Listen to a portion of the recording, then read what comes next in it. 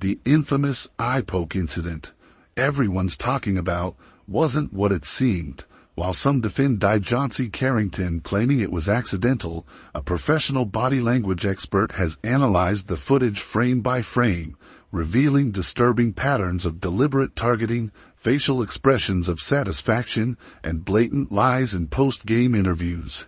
Situation a couple of days ago that went down with people claiming that Morena Murberry and DJ Currency was making fun of Caitlin Clark getting poked in the eye, which that's a whole nother video. We ain't finna dive into that story.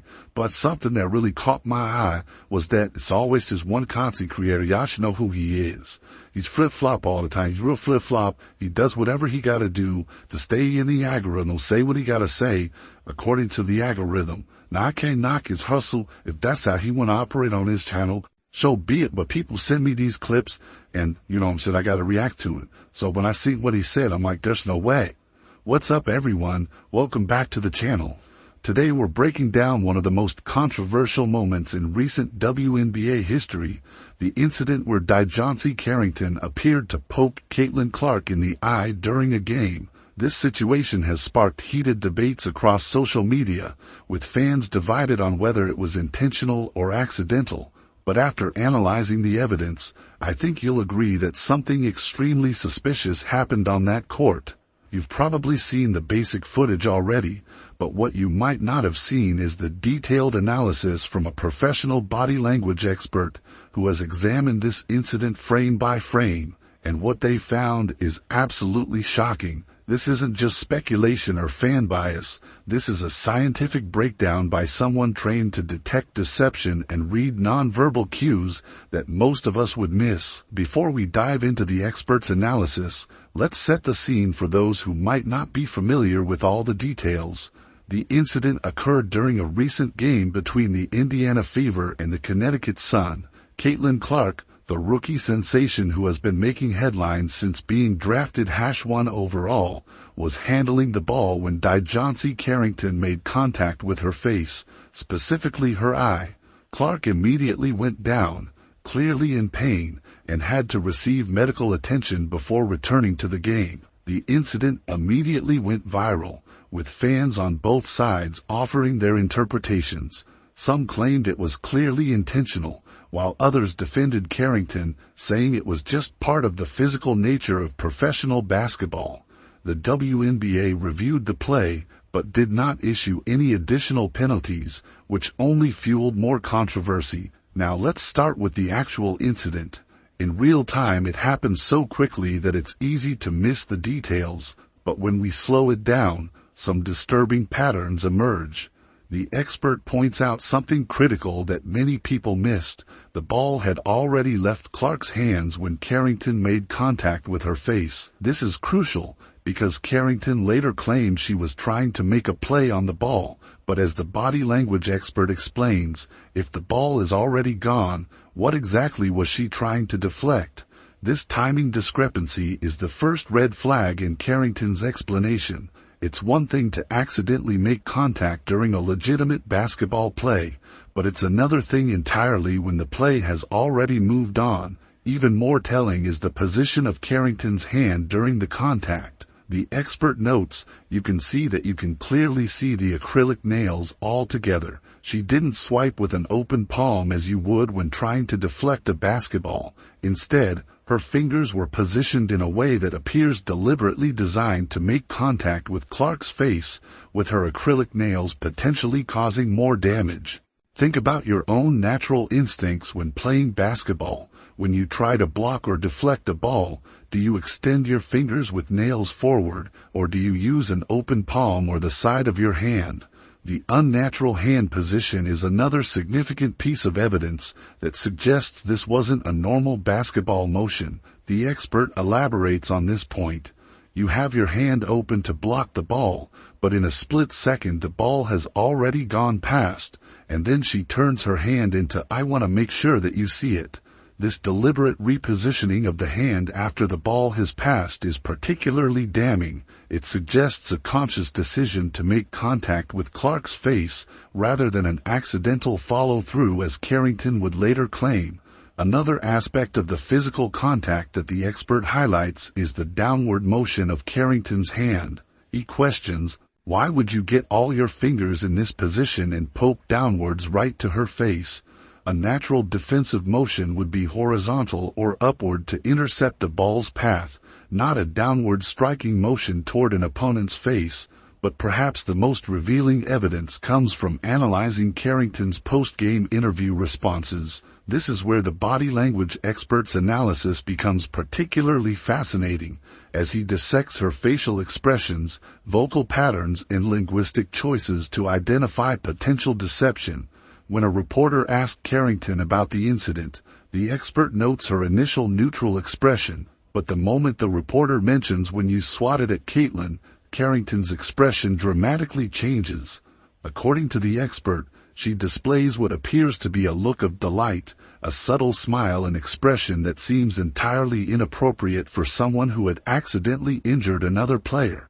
The expert explains, look at her face. She's going to look away or close her eyes and have this face.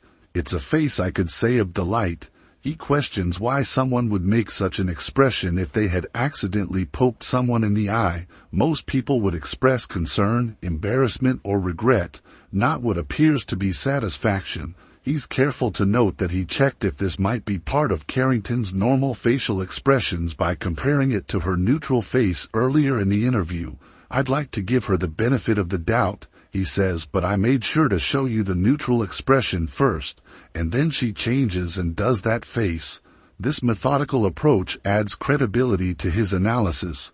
He's not cherry-picking expressions but comparing them to established baseline behavior. Even more telling is Carrington's verbal response. When asked directly about the incident, she says, I don't even know why I would intend to hit anybody in the eye. The body language expert immediately catches something significant. Carrington doesn't mention Caitlin Clark by name. Instead, she refers to anybody, a linguistic distancing technique that avoids addressing the specific situation or person involved. As the expert puts it, the question is specifically about Caitlin, and she dodges addressing Caitlin by her name, not even by the pronoun hitting her in the face. She says anybody like this is in general. This kind of language choice often indicates an attempt to deflect or minimize a specific action. It's a subtle but telling detail that suggests discomfort with directly acknowledging what happened with Clark specifically. Psychologists and interrogation experts have long noted that this type of linguistic distancing is common when someone is trying to create psychological separation from an action they know was wrong. By generalizing with anybody rather than specifically addressing Clark, Carrington creates a buffer between herself and the specific incident in question. Perhaps the most damning part of the interview comes when Carrington claims, I didn't know I hit her actually. The expert identifies this as a blatant lie based on the visual evidence. How could Carrington not know she hit Clark when Clark immediately fell to the floor, grabbing her eye? The game temporarily stopped as Clark received medical attention. Players gathered around. The claim of ignorance simply doesn't align with the reality of what happened on the court. The expert emphasizes this point strongly.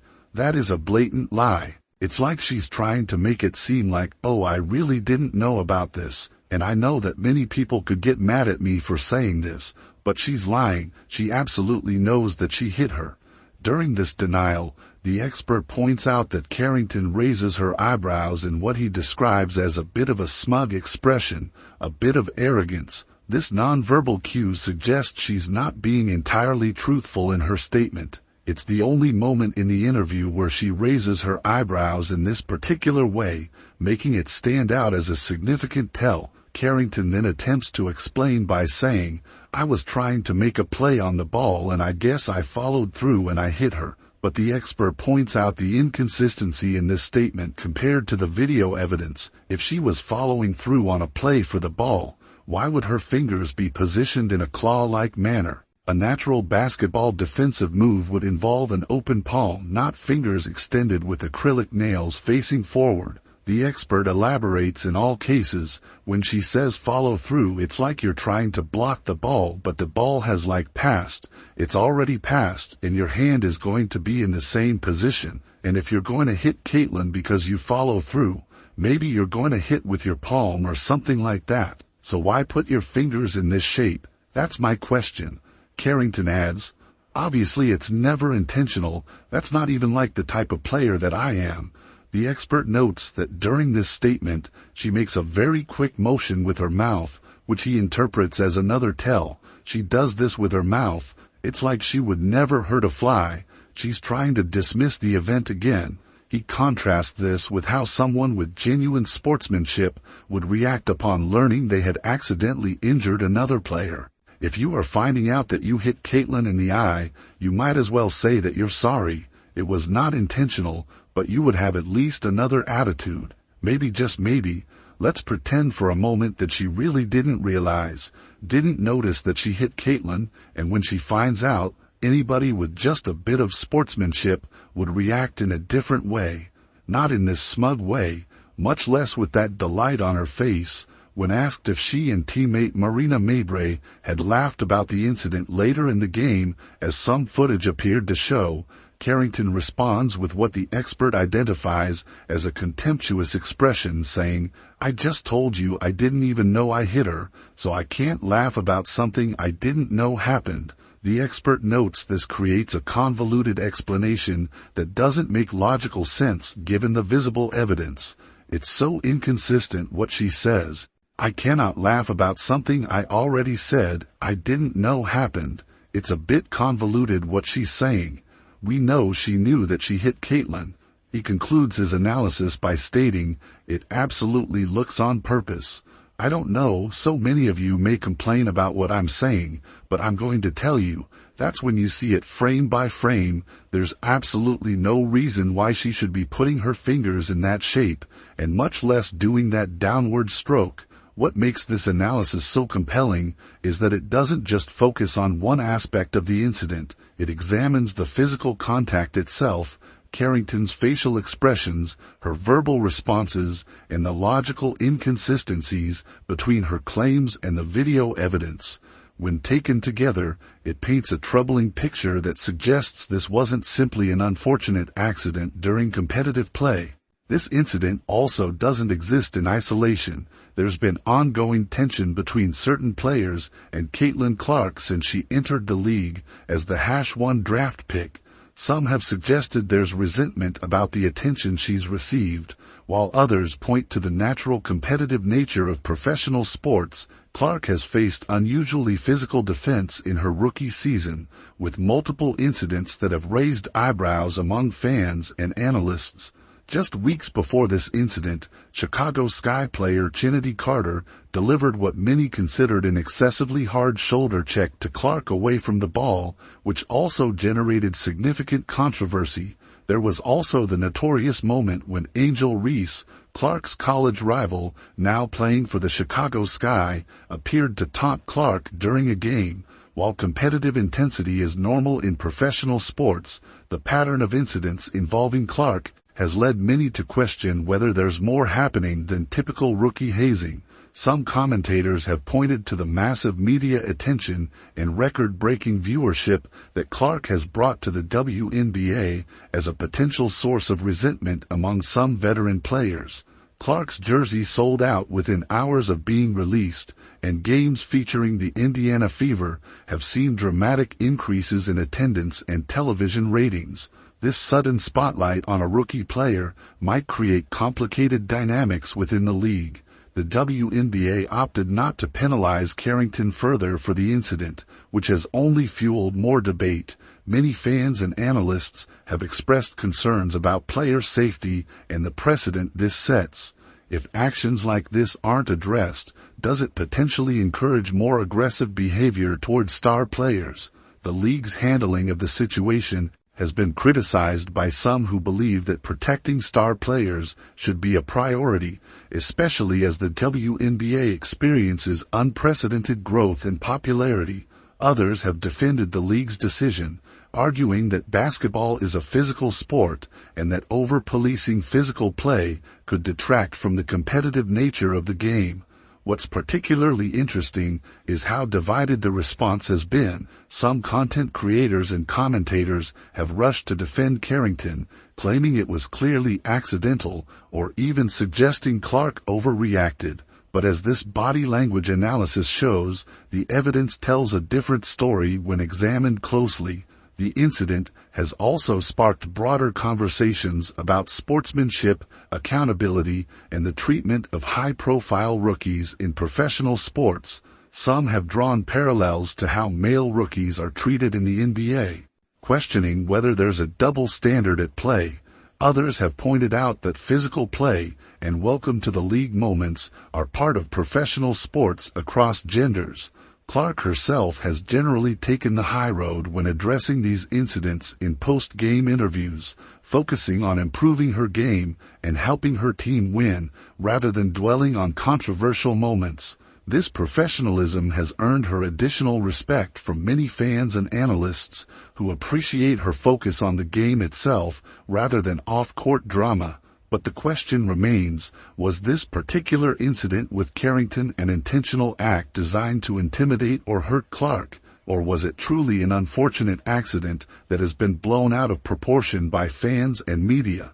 Based on the comprehensive analysis provided by the body language expert, there are certainly legitimate reasons to question Carrington's explanation. The timing of the contact after the ball had left Clark's hands, the unusual hand position with fingers extended rather than a natural defensive posture, the downward motion toward Clark's face, the inappropriate facial expressions during the interview, the linguistic distancing, and the logical inconsistencies in her explanation all contribute to a troubling picture. While we can never know with absolute certainty what was in someone's mind at a specific moment, the preponderance of evidence in this case raises serious questions about the nature of the contact. When multiple aspects of someone's verbal and nonverbal communication suggest deception, it becomes increasingly difficult to give them the benefit of the doubt. As fans of the game, we should expect and demand better. Basketball is inherently physical, and incidental contact is inevitable. But there's a clear line between competitive play and actions that could potentially cause serious injury. Players have a responsibility to compete with integrity and respect for their opponent's safety, regardless of personal feelings or rivalries. So what do you think? Was this truly an accident as Carrington claims, or does the evidence point to something more deliberate? The slow motion footage, the hand position, the facial expressions during the interview, and the linguistic choices all provide clues. When you put them together, it's hard to dismiss the possibility that this was an intentional act. The evidence speaks volumes. Frame-by-frame analysis reveals what really happened that day on court. Don't miss our upcoming breakdown of similar incidents across the WNBA.